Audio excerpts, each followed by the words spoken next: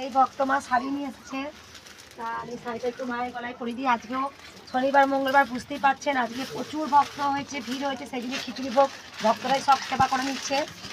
একবার দেখিয়ে দিই। জয় কৃষ্ণকালী মায়ের জয়। মায়ের মা নাম বলো মা। প্রতিমা বা গোত্র সান্দিল গোত্র। এই ভক্ত মা মাকে একটা শাড়ি দিয়েছে, আলতা শুধু মাকে দান করেছে। এই ভক্ত জয় কৃষ্ণকালী মায়ের জয়।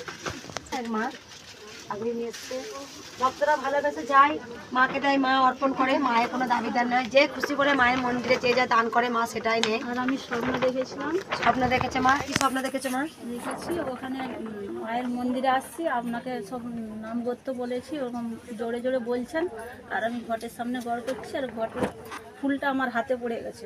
আমার স্বামী বলছে ঘরটা উল্টে দিলে, বলে ফুলটাকে ভয়ে আবার রেখে দিই। কোথা থেকে আসছো মা? ঠাকুরানী চোখ